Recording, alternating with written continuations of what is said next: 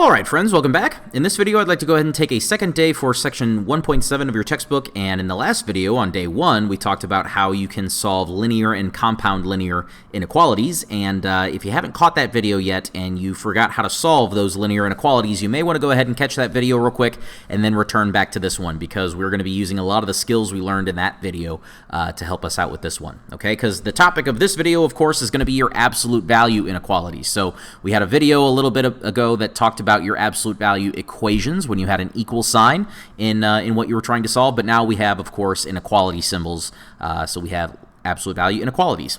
The idea for us, though, is that, again, the way that we talked about absolute value equations, if you remember, or if you caught that video, is we went back to the definition of what absolute value actually means, and absolute value, of course, means a number's distance away from 0 on the number line, okay? So as a matter of fact, anytime I see those bars today, you're going to hear me refer to that a lot as the distance away from 0, okay? So absolute value, of course, is a distance, meaning it can never be negative, and so we're going to have that in our inequalities today. And again, here's just a couple little guidelines that you can go ahead and use to solve absolute value inequalities, but I'm just going to go ahead and talk about those as we go through and take care of some examples here. So in the first example, it says the absolute value of x minus 5 is less than 2, okay? So the way that we're going to think about solving this is we are going to think about this in terms of the definition of absolute value, okay? And so what I want us to do momentarily is just pretend that the expression in between the bars is not there, okay? Because what I want to get at, again, is anytime you see these bars, I want you to read that as the distance away from 0, okay?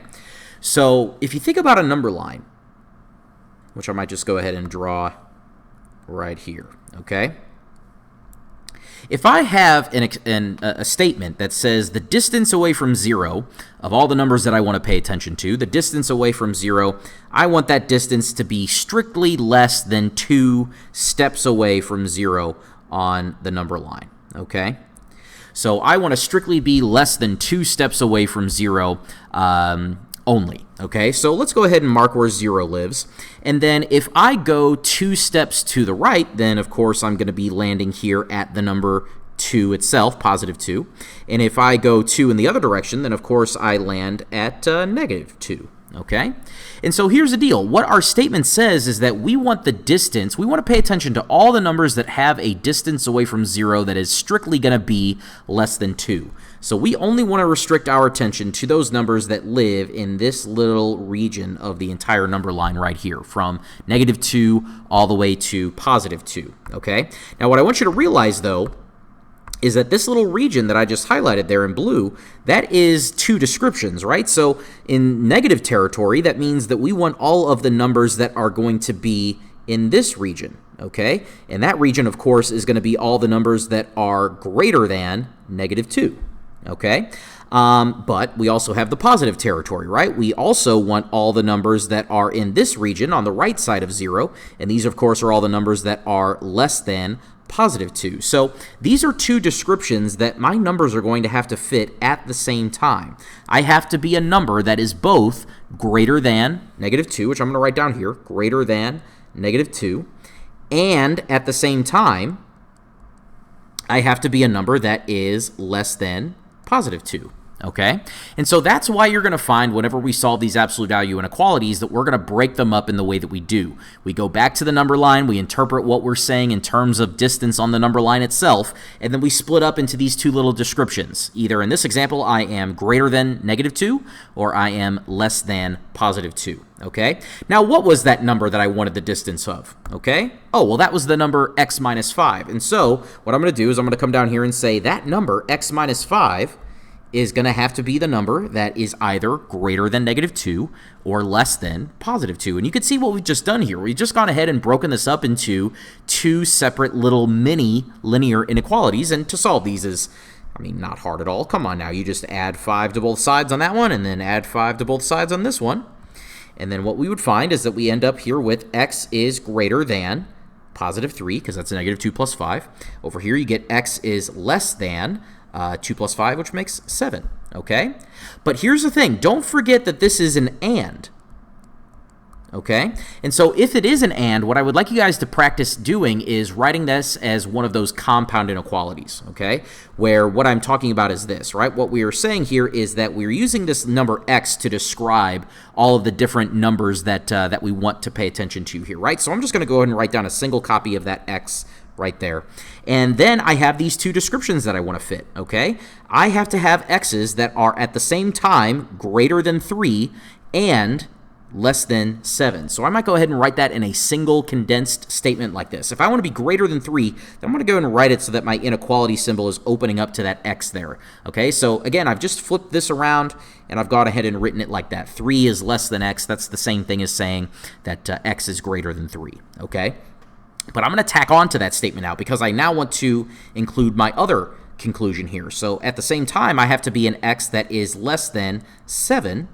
So if I condense into a single compound inequality in this way, then I get this compound inequality right here, okay? Now, truth be told, there is another way to think about doing this. Since you have to be both descriptions at the same time, you could have set it up in this way. You could have said from the very start, to account for that first description where it says greater than negative 2, you could have written that as negative 2 is less than. And then to account for the being less than 2, you could have also written that and kind of written this as a compound inequality from the get-go. And if you wanted to write it that way, then you would end up with the exact same solution set that what we ended up down here is, right? So 3 is less than x, which is less than 7. If you wanted to write it that way, you could absolutely write it that way in the beginning and then solve that way, and you get the exact same answer. But that's how we're going to solve these absolute value inequalities, is we're going to take it back to the definition of absolute value, think about the distance away from the 0 on the number line, and then interpret how we might break up into some linear inequalities from there, right? So now what we want here is going to be the distance away from 0 of something, which, again, just so we can kind of pay attention to it as a distance for now, I'm just going to wipe that out. I want the distance away from 0 on the number line to be less than 0 steps away. So I want my distance to be less than 0 steps away from 0. Well, think about that, right? So if you are less than 0, then that means you're negative, which means that I have a negative number of steps that I am away from 0. And remember, if you caught the last video, we said that your number of steps away from 0 can never be negative because we never have negative distance. We only have positive distance here. So again, we're kind of set up for failure from the beginning on this problem. But again, the way that we want to kind of think about this and why we presented it to you here is because sometimes it's going to be written on the page in this way, and you're going to have to recognize that this is going to be an example of an equation, or sorry, not an equation, an inequality I meant, that has no solution. There is not a single x that you could plug in so that the left-hand side turns into something that is less than the number 0, okay? So this is not possible from Jump Street, and so we're just going to go ahead and make this conclusion right here, no solution. Okay? And the next one here, it says 2 times the distance away from 0 is greater than or equal to 9, okay? Now, what we would want to always go ahead and do is make sure to first isolate the absolute value bars before interpreting it on the number line, right? Because we don't want to say have something that says like 2 times the distance is greater than this number of steps away from 0. That's too much thinking. What we would want is to just have the distance away from 0 be compared to some number of steps. And so for that reason, I'm going to go ahead and do it this way, where I say the absolute value of my number, x plus 10, is greater than or equal to 9 over 2. And again, because we're trying to interpret this on the number line, it might be a little bit more useful if we interpret that as a decimal instead of as a fraction there. So if you were to take 9 divided by 2, that would, of course, be about 4.5 steps away from 0. Okay? So if we get that number line drawn down, again, I think the visual typically helps to figure out how this is going to split up, right? Now we want to be greater than or equal to 4.5 steps away from 0. So if I walk 4.5 steps to the right, then I would land right here at 4.5, okay?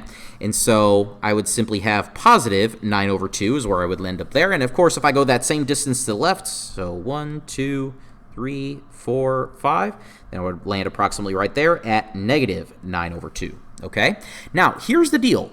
Again, read what it was we had. We want to be greater than or equal to this number of steps away from 0. So that means that where I'm living is not in in between these two numbers, if I want to be greater than 4.5 steps, and that means I start at 4.5 steps and then I keep walking, that's going to be greater than 4.5 steps. And same thing in the other direction. If I am going to be greater than 4.5 steps away from 0, then that means I want to start at negative 4.5 steps and then just keep walking.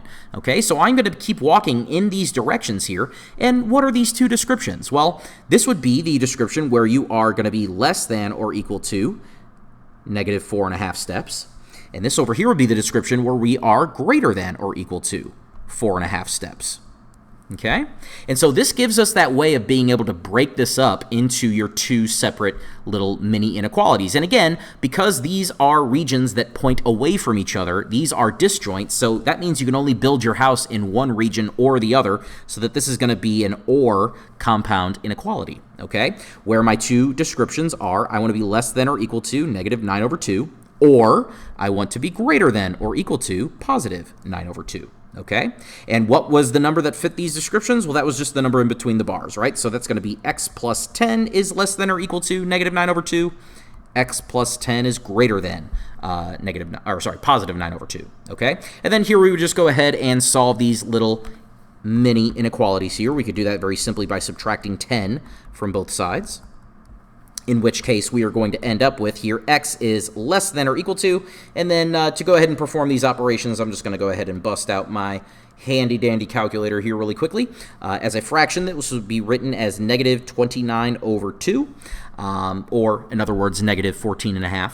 And then if we were to do the other little mini inequality, 9 over 2 minus 10, that would simply give us x is greater than or equal to negative 11 over 2, or in other words, negative 5.5. Okay, and keep in mind that this is an or compound inequality, okay?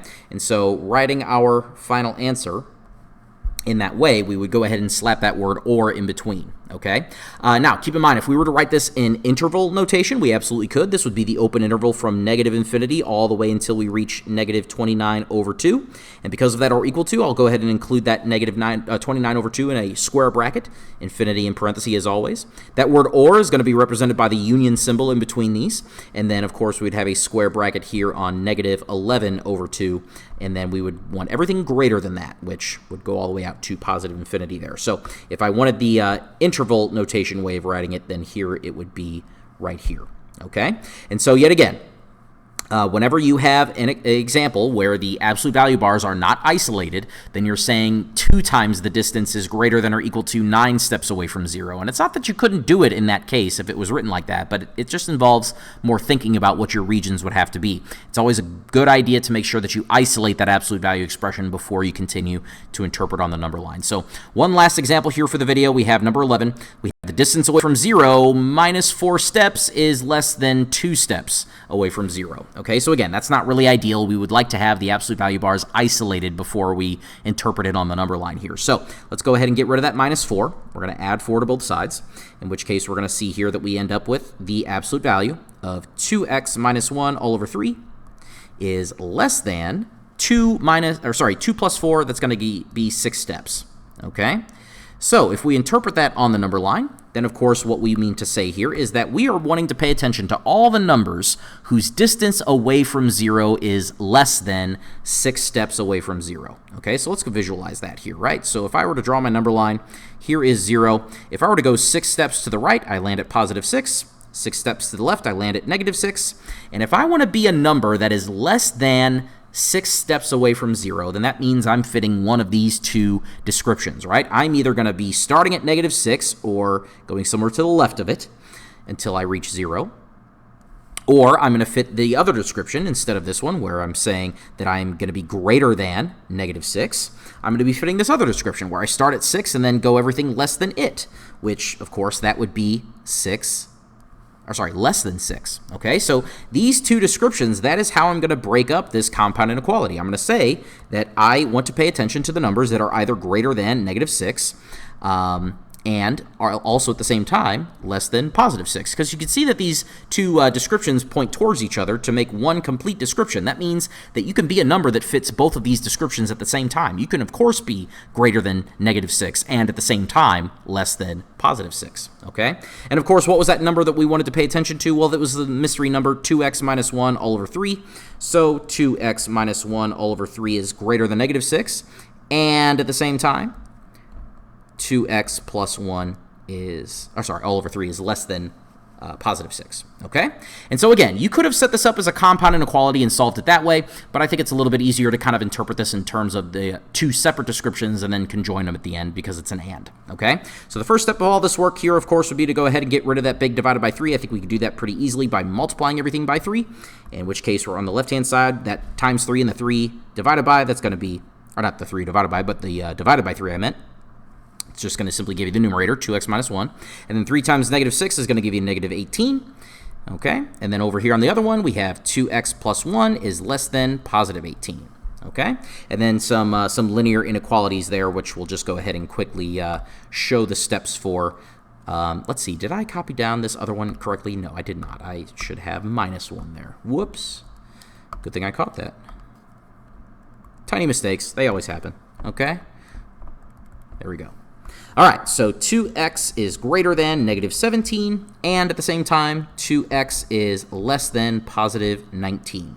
Okay, so let's figure out how x compares to all of these various numbers in our problem here. So divide both sides by 2 on both inequalities, and you end up here with x is greater than negative 17 over 2, which if you interpret that, that's x is greater than, actually, I think I might have said less than a second ago, x is greater than negative 8.5 steps away from 0.